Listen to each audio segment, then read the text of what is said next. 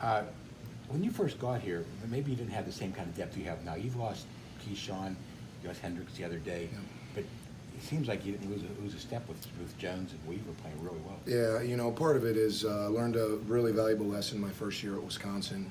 There was a little bit of a significant drop-off between the ones and the twos. And as a young coach, I don't think I worked hard enough to develop the next guys all the time. And we've invested a lot in that, and to the kids' credit, we've got some talent in the room, some overall talent that can play winning football that just continue to get better each week. You always hear Coach talk about 3% better, and I think an example like that where we were able to play winning football with a guy hurt and another guy hurt a few weeks ago just shows that the kids are continuing to get a little bit better each week. Charlie, we've heard from the linebackers when Quentin went down that they wanted to step up, they needed to make. Did you feel that with your guys as well, that they felt that? Well, Q is such a valuable person and player. I think every defensive coach and player felt that.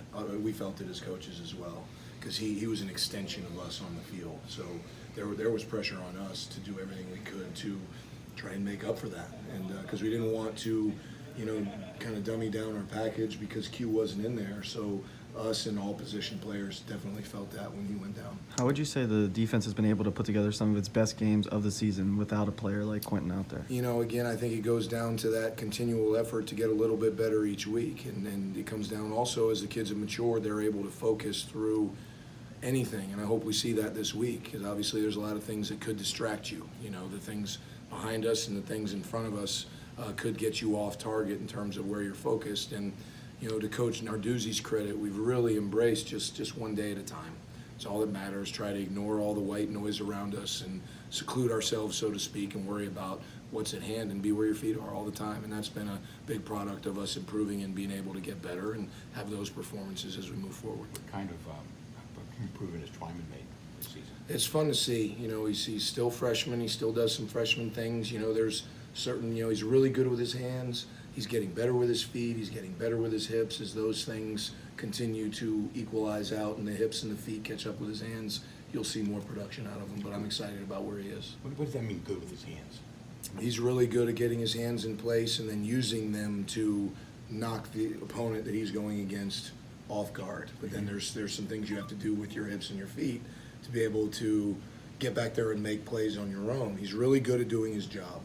I know he's going to take care of his assignment, but to see that production in the backfield that we all are looking forward to seeing, it'll all come together in time. Charlie, Miami won the Coastal last year. You guys obviously have clinched it this year. I mean, has there been much talk with the guys about, hey, you kind of have that target on your back now and you're no longer that team that's sneaking up on people? Not a lot. I mean, those are great storylines. They really are. I mean, really a lot of what we talk about is you're looking at a football team that's extremely talented in Miami, extremely, I'm sure, hungry to prove a point with the fact that we beat them a year ago again, but that doesn't matter a lot. We just keep reminding our players that you're going into a very motivated football team this week that has a ton of talent. Charlie, we hear about the turnover chain in defense. How about offensively? What sticks out to you? Sure. Their O-line is physical. They're big. They've got one of the guards who's also played tackle, a young kid that's 345 pounds. That's what he's listed at. On film, he looks bigger. Their running back is number 24. I've known him and his family for a long time. He's an outstanding player. They've got speed on the perimeter. Obviously, they're kind of back and forth with their quarterbacks. They both bring their own niche to it, so to speak. We know that a couple of their tight ends got banged up, so a little bit of our challenge this week is to try and predict where they're going to go without those two tight ends in the mix for them. Do they, convert some guys to play tight end and still play heavier sets, or do they go four wide and create those challenges for us? So what's really done is them losing the tight ends has expanded our challenge a little bit.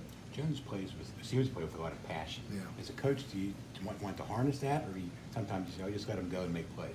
No, I absolutely love it. You've got to play this game with passion. It's a big part of it. But, you talk about how our kids have been able, you ask the question, to play the way we played the last few weeks. It's recognizing when you've gotten too high and making sure that you're never flat. There was a point where, our guys on Saturday, some guys were a little too high. Some guys weren't quite as energized as they should have been. But then you have a senior like Dennis Briggs step up at one point during halftime, and his leadership got everyone on the defense where they needed to be and really play an explosive second half. And we started, I believe, the third quarter with 3 3-and-outs or 2 3-and-outs somewhere in there. And I credit Dennis Briggs and his leadership quite a bit for that. Good? Thanks, All right, Charlie. thanks, Charlie. Charlie.